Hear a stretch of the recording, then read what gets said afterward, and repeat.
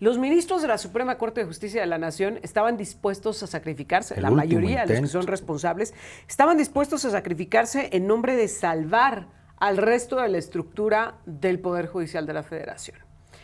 Habían presentado este proyecto, que era la última posibilidad y en donde lo que se buscaba era, pues que sí, los ministros se pudieran ir a elección popular si querían, pero que los jueces y magistrados no, que a ellos se les siguiera designando conforme al servicio civil de carrera, a la preparación, al esfuerzo, al mérito que pudieran tener.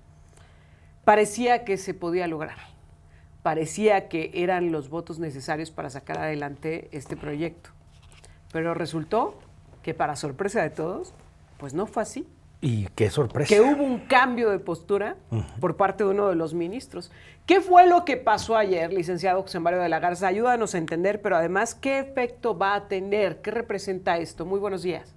Hola, muy buenos días, Erika, Jonathan. A ver, vamos a repasar y tratando de presentar esta cuestión compleja de una forma que todo el mundo lo podamos entender. Había un proyecto del ministro González Alcántara Carranca que decía lo que tú estás mencionando, Erika. Vamos a invalidar parcialmente la reforma, vamos a dejar a los jueces y magistrados federales y los locales intactos, ¿verdad? No va a haber votaciones de esos jueces.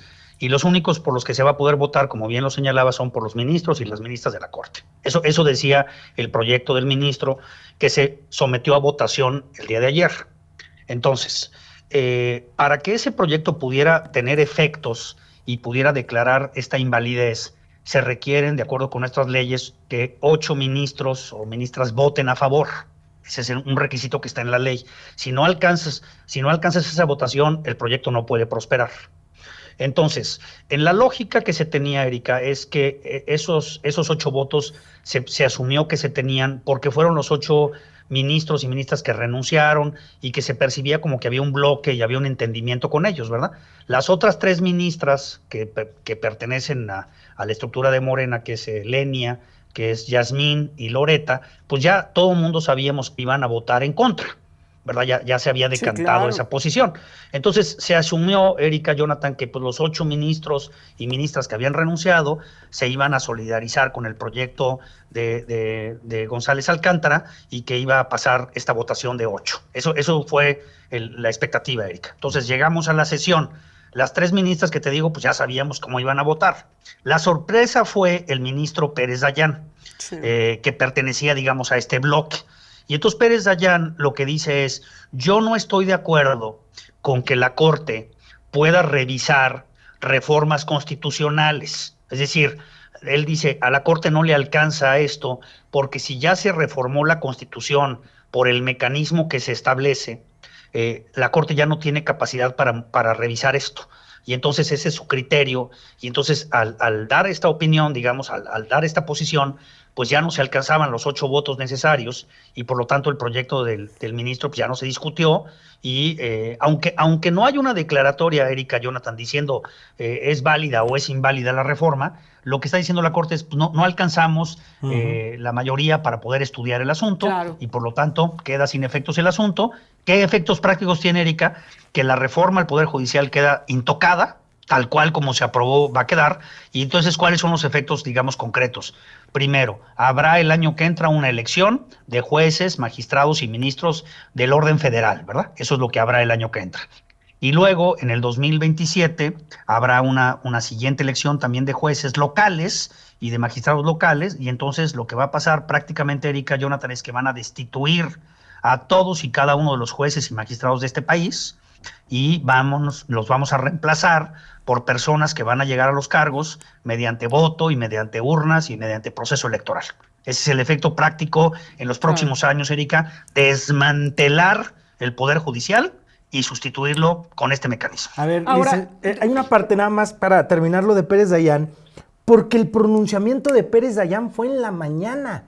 Ni siquiera estaban en definiciones de si invalidaban o no la reforma judicial. Fue eso como de las 11 de la mañana diciendo, y por esto yo voy a votar en contra. Ya desde entonces se aceleró el ministro. Sí, mira, también quiero ser honesto y también ser responsable con el auditorio.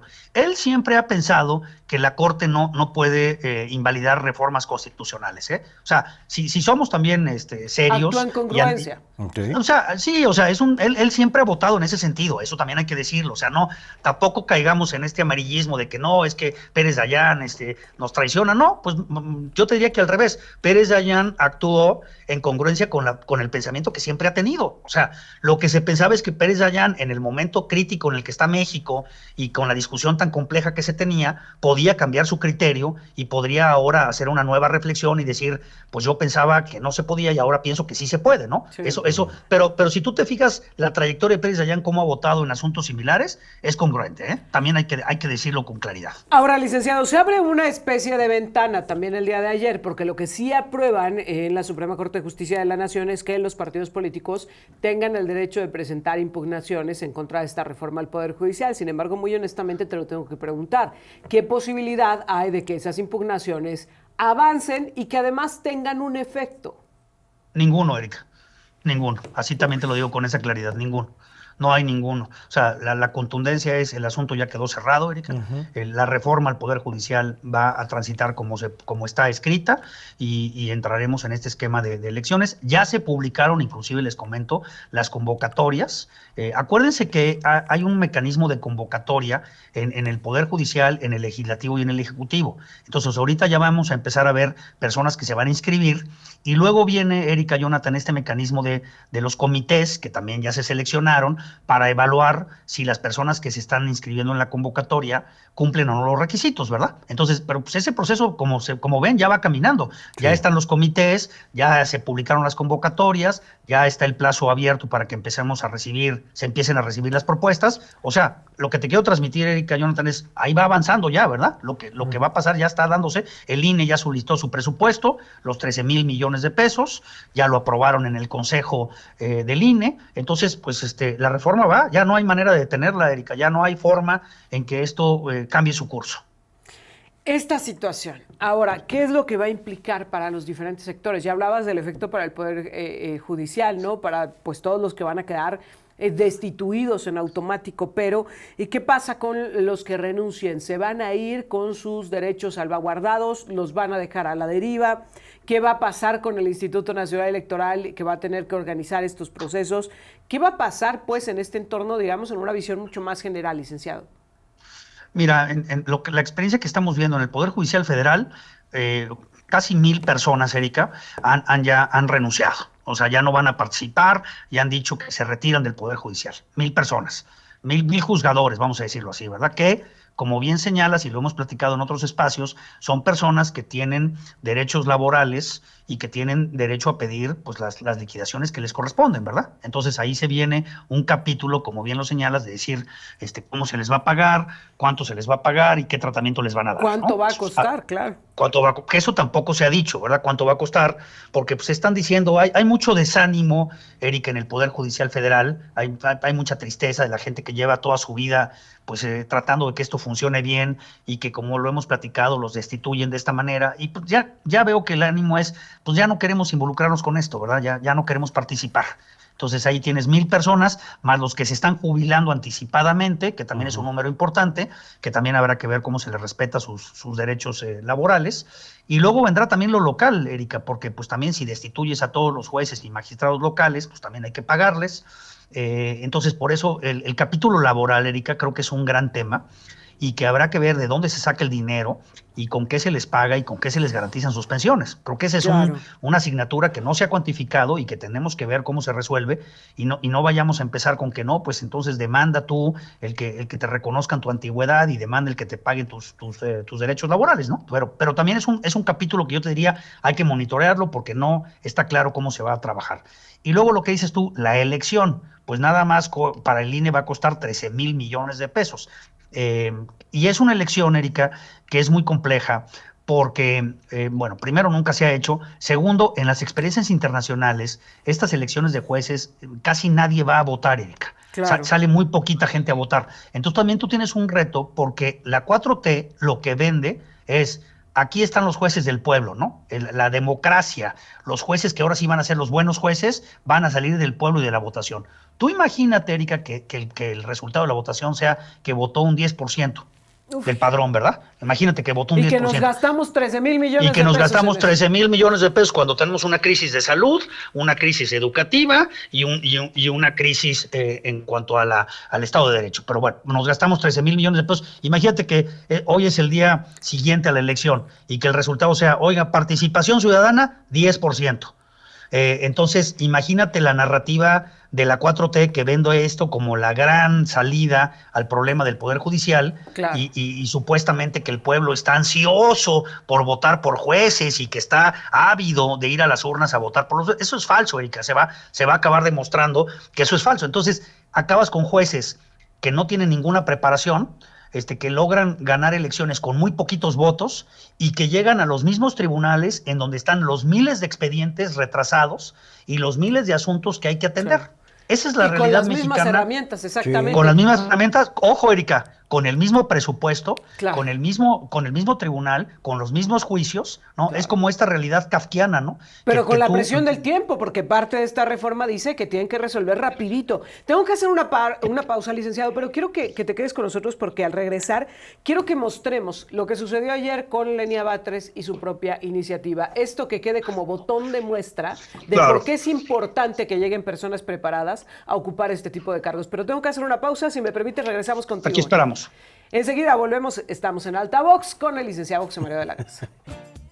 Estamos de regreso y antes de la pausa platicábamos de este último intento, esta última batalla que se esperaba que diera el Poder Judicial en contra de la reforma al mismo. Sin embargo, bueno, pues las esperanzas se acabaron, la última jugada se vino abajo por la postura del ministro Pérez Dayán. Sin embargo, previo a esto, incluso previo a que se discutiera el proyecto que había puesto sobre la mesa el ministro González Alcántara Carrancá, había un proyecto también de la ministra Lenia Batres que pedía retirar el proyecto de González Alcántara Carrancá. Sin embargo, al momento de la votación de si avalaban o no el hecho de que se retirara el proyecto del ministro González Alcántara Carrancá, pues incluso Lenia Batres votó en contra de su propia propuesta. ¿Cambió de opinión? Sí. No.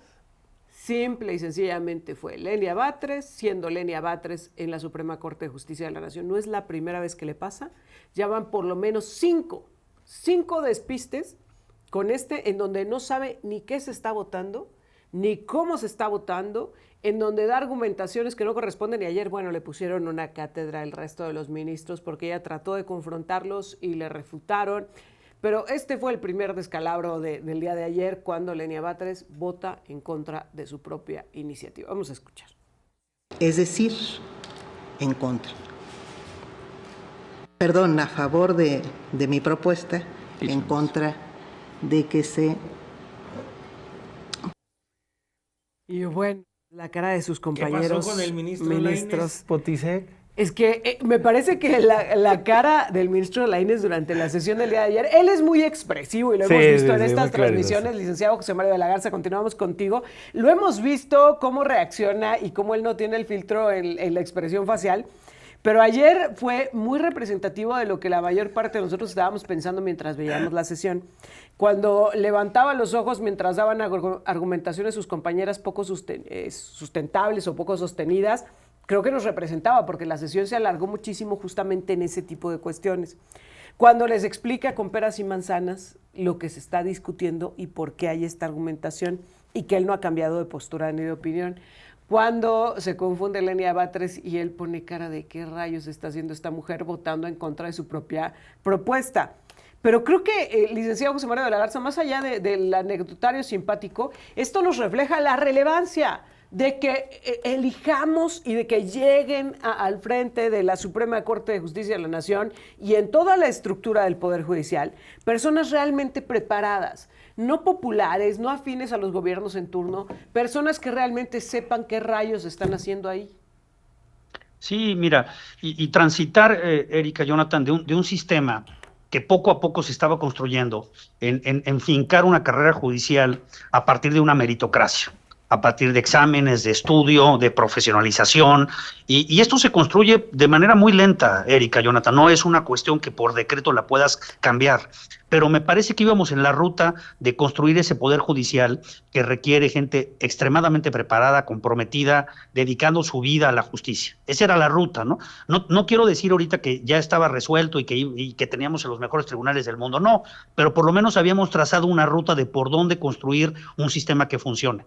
Esa digamos, andamiaje, Erika, se vino abajo ayer, ¿no? Y ahora lo que vamos a hacer es llevar a gente que, pues con una cédula profesional, que también hablando de la crisis educativa, cualquiera puede conseguir, perdón que te lo diga así, pero pues es la realidad mexicana, ¿verdad? Una cédula de abogado, pues te la dan en cualquier lado, sin mayores requisitos.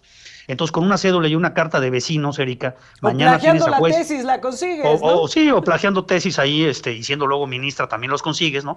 Pero la realidad del México es que cualquiera tiene una cédula profesional de abogado. Esa es la realidad, ¿verdad? Te la dan en cualquier lado, no necesitas hacer nada.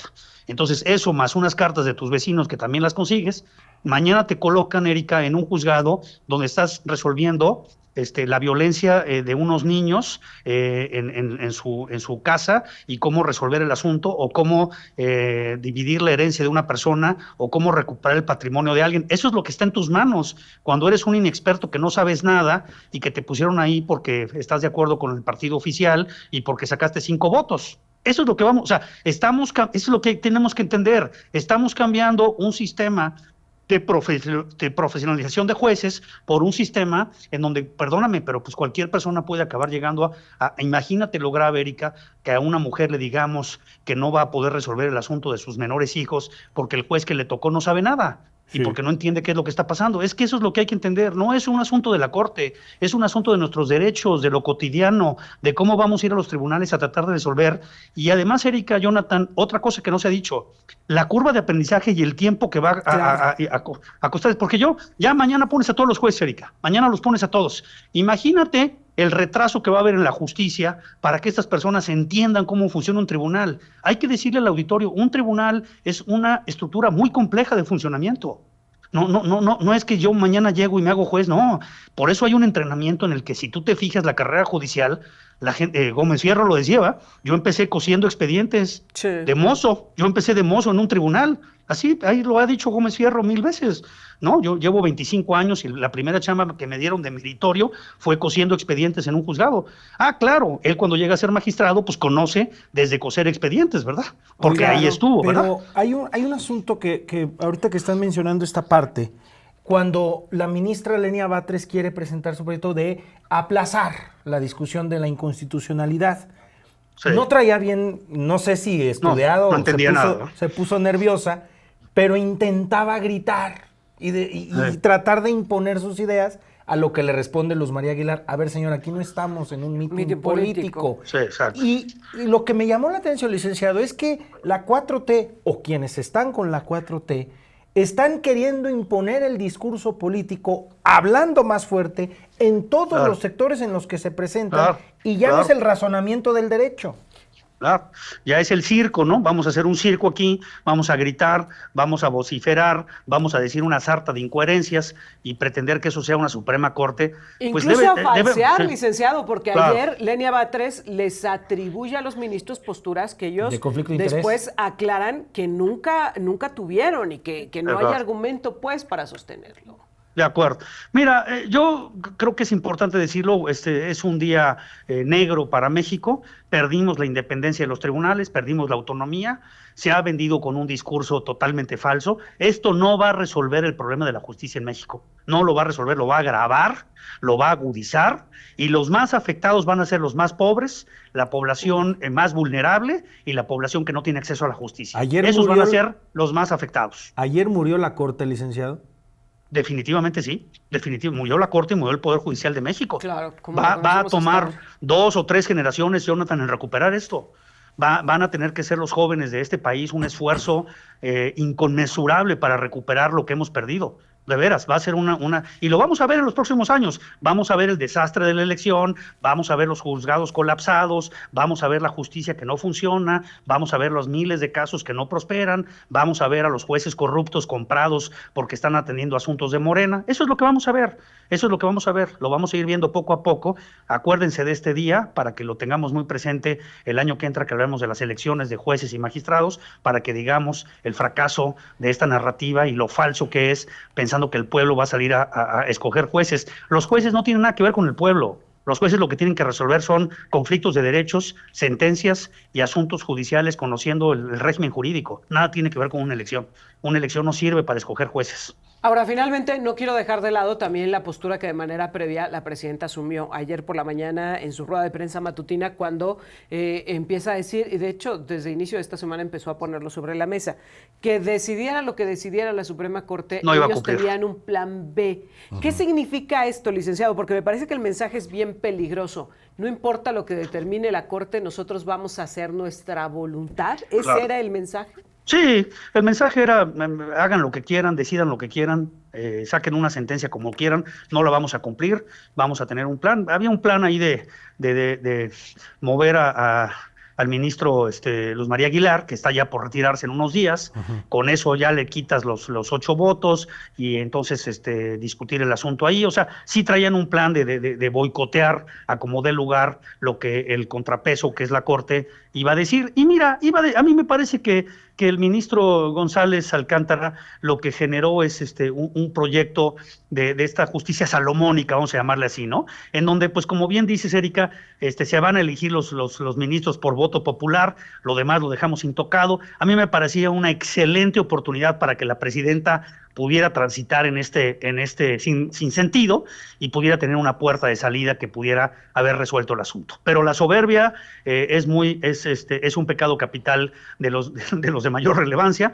y la soberbia no te deja ver la realidad, y tus colaboradores, que son tus besamanos, tampoco, y ahí tienes esta actitud de la presidenta diciendo, a mí no me interesa lo que diga la Corte, yo soy yo, y el poder lo tengo yo, y yo hago lo que digo, ¿no? Y se así mostró estamos. con los desacatos a las suspensiones, ¿no? Y a la indicación de retirar de la publicación del Diario Oficial de la Federación la reforma al Poder Judicial. Bueno, pues ahí está, ahí estamos parados hoy, y como lo decías, licenciado, el próximo año vamos a tener que estar hablando de este proceso electoral. Sí. De hecho, en un ratito más vamos a estar platicando de qué está haciendo el INE y ahora, pues en qué situación se encuentra ante esta determinación de que tendrán que organizar esta elección. Te agradezco como siempre, licenciado. Gracias, Sergio. Y nada más para grabarlo un poquito más, ¿no? Ahí está la elección de Trump.